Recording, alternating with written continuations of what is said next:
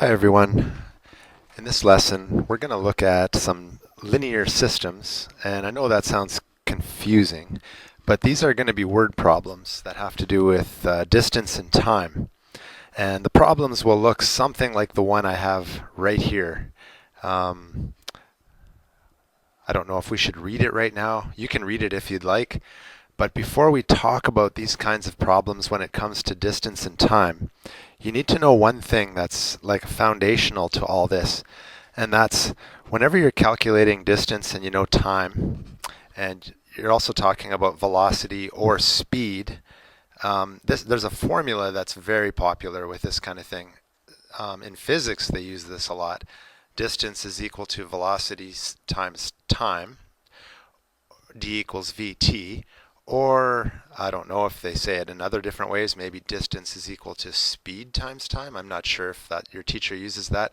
Some people use even rate times time. But either way, it's kind of the same idea each time, where we're just talking about if you are going 50 kilometers per hour and you are, I don't know, doing that for 3 hours, we could say how far did you drive? And the distance would be simply 50 times 3. And in physics, you would say, well, the h's would cancel out and you'd be left with 150 kilometers being the distance. Okay? So this little formula, distance equals velocity or speed times time, is very important for these kinds of questions. So let's go back to this question that we were just looking at really briefly, and let's actually read it, okay? And I think we'll go through like 3 questions right now, and you can go as long as you like with me here, just so that you can get comfortable with these kinds of questions, okay? So Miko drove at a speed of 50 kilometers per hour from Ancaster to Oakville, okay? So that's the first part of the journey. I'm actually going to call that first part of the journey I don't know, T1. There we go. And the second part of the journey is from Oakville, so from where Miko was, from Oakville to Sudbury. Okay, so that's the second part of the journey. And Miko drove 80 kilometers per hour for that second part. If the whole trip was 550 kilometers and it took 8 hours, what is the distance from Oakville to Sudbury? Wow. So this kind of question would take quite a bit of thinking, but once you've learned how to set this thing up and to solve it using what we call a linear system, these questions won't be so bad. Okay, so let's start by thinking about either the distance or the time. Let's just talk about the time first of all. We know that the time for the first journey plus the time of the second part of the journey, what's the total amount of time? Well, it told us that it was 8 hours. Okay, so we know that much. So I'll just write the word time here. So this is focusing on the time. Now let's focus on the distance now. Now remember from before, we were talking about this on the last page. Distance is equal to velocity times time. So if we focus on the distance, which I will focus on now, so I'm going to write distance here. Put it in brackets, a little arrow just to show it. This line here, we're going to talk about distance. Well, the distance of the total trip was 550 kilometers. I'll write that down. I'm kind of working backwards here. And now let's think about distance. Well, if distance is velocity times time, we know that the velocity of the first part of the trip from Ancaster to Oakville was 50 kilometers per hour. So we know it was 50 kilometers per hour, but if we wanted to know the distance, because that's what we're focusing on, we don't just want to know 15 kilometers per hour, we want to multiply this by the number of hours. And we don't really know how many hours. So I'm going to put the T1 right there. So 50 kilometers per hour times the first part of the journey, the number of hours, would give us the distance. Okay, for the first part. We also want to deal with the second part of the journey, and in the second part of the journey, Miko was going 80 kilometers per hour. Okay? And if we were to multiply that by the second amount of the journey, the time from the second amount of the journey, then we could put these two together and the total would be 550 kilometers. Okay, so how do we solve this? This is now, we have two lines here, and what we can do is figure out this using a system of equations, or a linear system, as they say. I have a simpler video on how to do the basics of this, but this video is carrying on from there, and I guess the other video would be called How to Solve a System of Equations, and it just shows the basics on how to do this technique. I think what we can use here, there's three different ways, there's three different types we can use. We could use graphing, we could use elimination or substitution. Those are the three options we have. We're going to use elimination here just because it's fairly quick and easy. What I'm going to do is eliminate either the T1 or the T2 by multiplying this whole top row, multiplying each one of these across the top by something that would be the opposite of what we have down here. So let's say we wanted to get rid of T1. Well, we could multiply the top, each one of these terms we could multiply by negative 50, because negative 50 and positive 50 would cancel. These two would cancel each other. So let's multiply each one of these by negative 50. Okay, so each one of these gets multiplied by negative 50. And let's see what we get. I'm actually going to write it in. I'll write it in right here. Well, negative 50, that's negative 50, and this is negative 50. But over here we have negative 50 times 8. What does that equal? Negative 50 times 8, if we rewrite that, that would be negative 400 right here. Okay? That'd be negative 400 if we multiplied those two together. Now what happens is the negative 50 and the positive 50 are going to cancel. So we no longer have T1, but what we do still have is T2, because 80 and negative 50 will leave us with, if you subtract 80 minus 50, we're left with 30. T2 equals 550 minus 400 is 150. So this is great because now we divide both sides by 30. We're doing algebra here. Divide both sides by 30. 150 divided by 30 is 5. Okay? And so what that means, T2, if you look up here, T2 was talking about hours. So we know that the second part of the journey where Miko was going 80 kilometers per hour was 5 hours. Okay? And we know T1 plus T2 equaled 8, if you recall from before. T1 plus T2 was 8. That means T1 would have to be 5 plus what would make 8?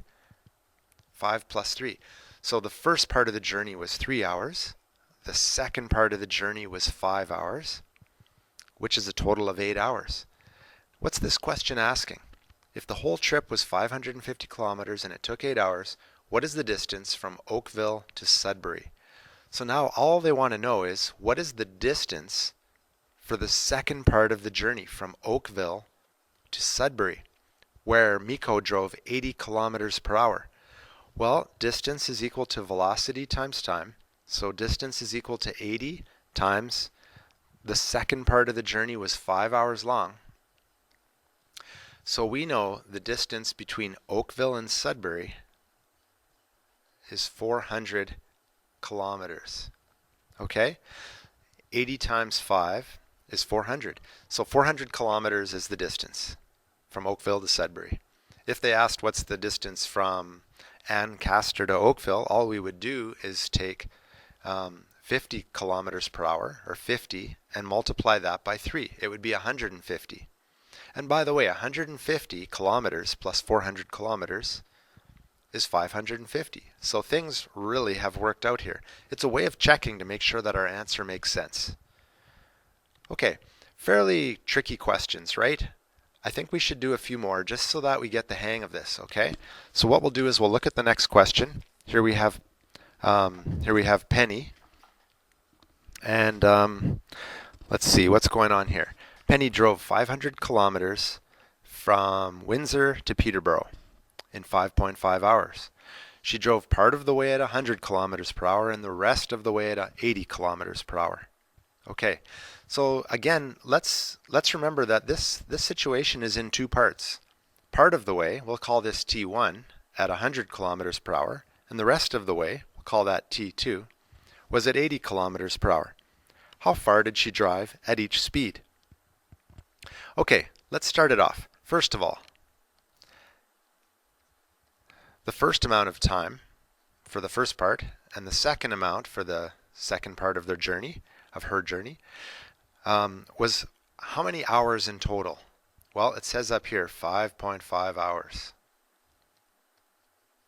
Okay, so the first time plus the second time, add those up, we get 5.5. So that is, we are talking about time up here, just like we did in the last question. Okay, and just like the last question, let's talk about distance now too. Because this is distance time graphs, remember distance is equal to velocity times time.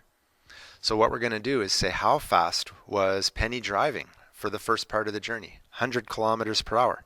Okay, so 100 will go right here. 100 kilometers per hour times how many hours? What that would do is that would give us the distance for the first part of the journey, plus how fast was Penny going? 80 kilometers per hour in the second part of the journey. So 80 kilometers per hour times the second number of hours. That would give us, because we're talking about distance, that would give us the total distance, which they've given to us here is 500 kilometers. All right, now we have a system of equations. We're going to do this like the last question. We're going to multiply the whole top row by a number either 100 or by 80 so that we get rid of either T1 or T2 and we only have one variable to solve. Okay, so let's multiply. I'm going to multiply by the smaller one. I'm going to multiply every one of these by negative 80. You're allowed to do that. You can multiply everything, every single one, by the number of your choosing. I'm choosing negative 80 here. You can solve this in many different ways. You don't need to choose negative 80. You could have done negative 100 and your answer would still work. Okay, so remember, negative 80 and positive 80 for T2 are going to cancel. So that we can just put a line through. Now, negative 80 and 100, if you put those together, you're left with 20. Don't forget the T1. And by the way, I'm going to quickly calculate 80 times 5.5. So let's do that right now. 5.5 times 80 is equal to 440. Oh, 440. So this is 440 right here, and over here is 500. So negative 440 is what we get when we multiply these two together. Put 500 together with negative 440, and you're left with 60 right here. Now all we have to do is divide both sides by 20. 60 divided by 20 is 3. And this is great because now we know that the first part of the journey was 3 hours long. How long would the second part of the journey have to be? T2. Well, 3 plus something is 5.5. Well, it'd be 2.5 or 2.5 hours. Okay? In this question it said how far did she drive at each speed? Okay, so let's talk about T1 first of all. 100 kilometers per hour times 3 will give us the distance. So 100 times 3 would be 300 kilometers. And it'd be nice to write this as a sentence. If I had lots of room, I could say 300 kilometers for the first part of the journey. And the second part of the journey would be 80 times 2.5. Okay, so 80 times 2.5 is 200 kilometers. And these numbers should add up to 500 kilometers, and they do. So we know just by doing this question and by looking back at our equations here, we can see that we did this question correctly. We don't even need the teacher to tell us that we did it right. The only thing you could get marks off for is if you don't answer with a sentence. So make sure you include sentences here. Part of the journey was 300 kilometers at 100 kilometers per hour. And when Penny was driving 80 kilometers per hour, she drove 200 kilometers. Alrighty, let's look at another question. Okay, this time we're talking about a boat. And there's a current, because often boats don't just, I almost said boats don't drive. Boats don't move through still water most of the time. Most of the time there's a current. Okay?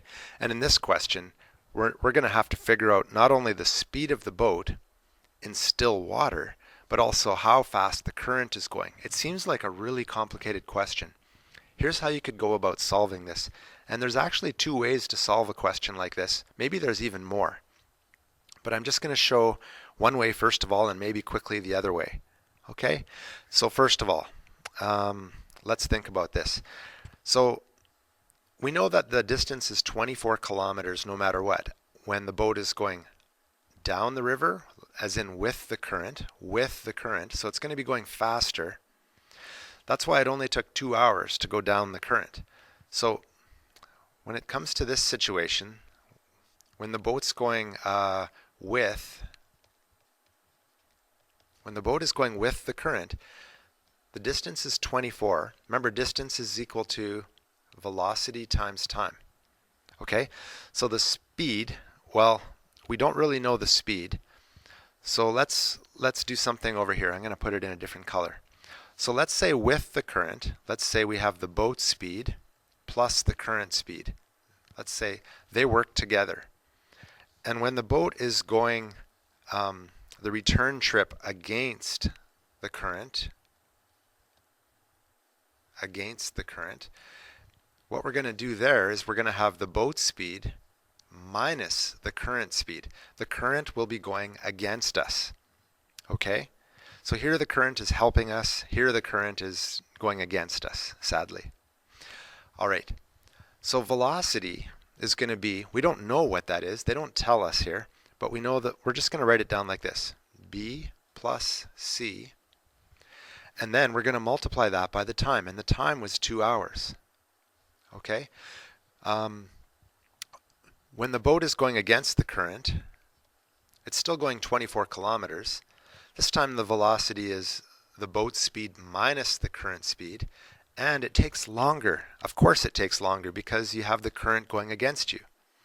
So it takes 3 hours. So we're using this formula and we're kind of adding to it for this situation. So let's multiply this out. So we have 24 is equal to, and let's multiply this out by expanding this. Okay? So we're going 2 times b to get 2b and 2 times c. And let's do the same thing down here. So 24 is equal to 3b minus 3c. There we go. We're almost at the point where we can start solving this. This is now a system of equations or linear system, and what we want to do is multiply the top or the bottom, or in this case we might have to do that to both, so that we end up getting something that will cancel. Okay? Because right now 2c and negative 3c will not cancel, neither will 2b and 3b. They will not cancel. Okay? So let's think, what can we do? Well, what if we multiplied this entire top, what if we multiplied each one of these by 3? And what if we multiplied everything here by 2? What would we get? Let's try that out. I'll write it down here, and I'll do it in blue. I'll do it in blue, and I'll write the answer right here. If we multiplied all of these by 3, okay, so 3 times 24 would be 72, and 3 times 2 is 6, and 3 times 2 again is 6. And now let's do the same thing. Multiply these by 2. So we get 48. And here we get 6b. And over here we get 6c. Okay, now if we were, let's see here, I'll pick a different color of pen again. If we were to add these two together, these two are going to cancel now, which is great. And 6b plus 6b is 12b. And 48 plus 72, if you add those up, is 120. Wow. And if you took 120 and divided it by 12, the boat speed is going to be known. The boat speed is going to be 10. 120 divided by 12 is 10.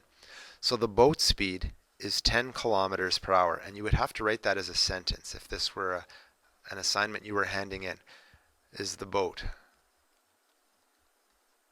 Okay? So what's the current speed? Well, all you have to do is you could substitute this b back in either one of these equations. It doesn't really matter. Let's just choose this one right here. 48 equals 6b minus 6c.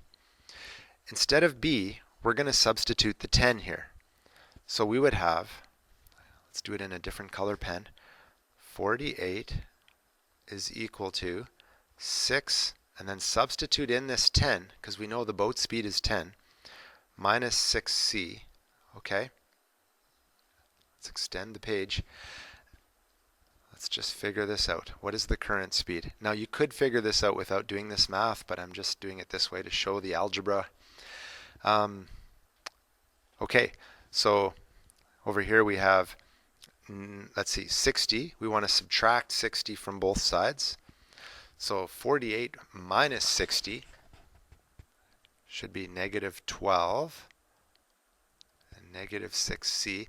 Divide both sides by negative 6, and you're going to get the current speed being 2. So 2 kilometers per hour is the current speed.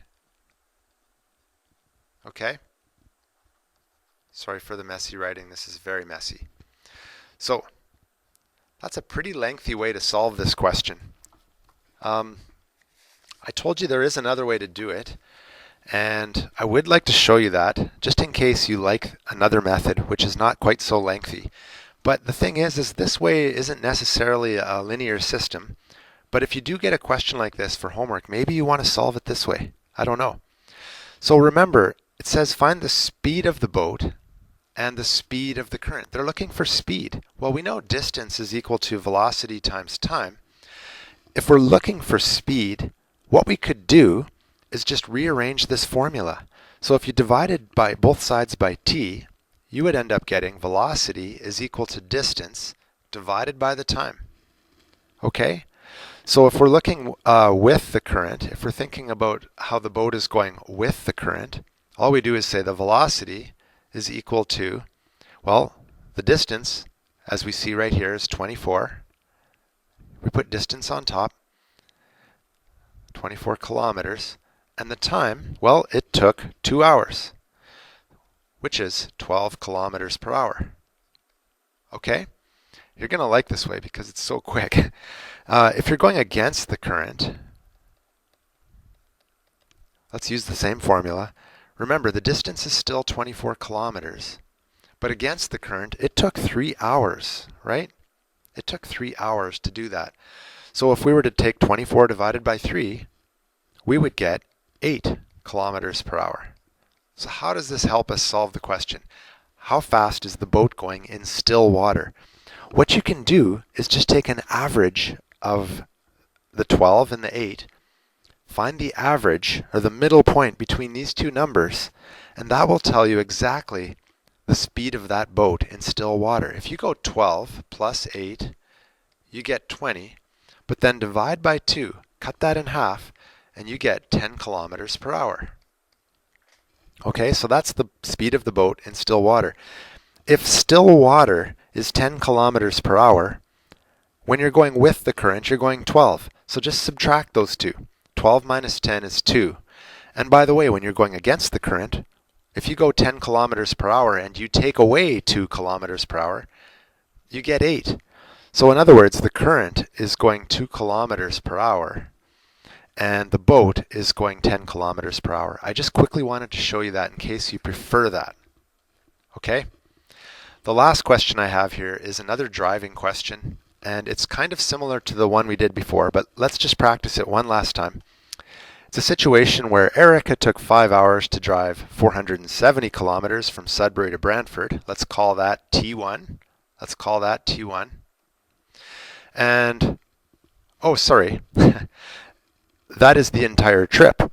So for part of the trip, she drove 100 kilometers per hour. That is T1. Sudbury to Brantford is, the total trip. So my apologies. There we go. For the rest of the trip, which we're going to call T2, she drove 90 kilometers per hour. How far did she drive at each speed? Okay, so first of all, let's just talk about time. So we have T1 plus T2. What was the total number of hours? 5 hours. It took 5 hours to do that. Okay? Now, as far as distance, remember the second part we were doing earlier was about distance. So you just take the speed that the car is going, so 100 kilometers per hour, times the number of hours, which we don't know yet. So we just say T1, plus the speed of the second part of the trip, which was, not 80, it was 90. And the total distance was 470 kilometers. So you write 470 there. Remember, this is distance. Up here is the total time. Now we have a system of equations. Let's multiply everything across the top by, let's say negative 90. Multiply everything by negative 90. Negative 90 times 5, what would that be? Well, 9 times 5 is 45. So negative 450. And now these two here are going to cancel. These two here are going to end up being 100 minus 90 is 10. And 470 minus 450 is 20. That works out really nicely. Gotta like that. And divide both sides by 10. You end up with the first time, the beginning part of the trip was 2 hours. The second part of the trip had to be what? Well, 2 hours plus 3 hours will be 5 hours. So T2 is 3. Now we can answer any question they ask us. How far did she drive at each speed? Well, 2 hours at 100 kilometers per hour is 200 kilometers. So at the first part of the trip, she went 200 kilometers. And the second part of the trip is 3 times 90, or 270 kilometers for the second part of the trip. Okay, and you could put sentences just to make your teacher very happy. And by the way, if you add these two numbers up together, you should get the total number of kilometers, which we do. So that way you know you got these numbers correct. You know you got this answer right, and you can feel confident. You can go home saying, I kicked butt on that math test, which had such difficult questions such as this. And it's great when you can answer questions like this because they seem pretty complicated. And if you can answer them using a system of equations or a linear system, then wow, you are doing some pretty fancy mathematics, folks. I'm going to have more types of these kinds of questions like mixtures and what else? Mixtures and also some money questions as well coming up. But for now, this video is long enough. You have done well. If you're at this point and still listening, good for you. Have a great day, everyone. Take care.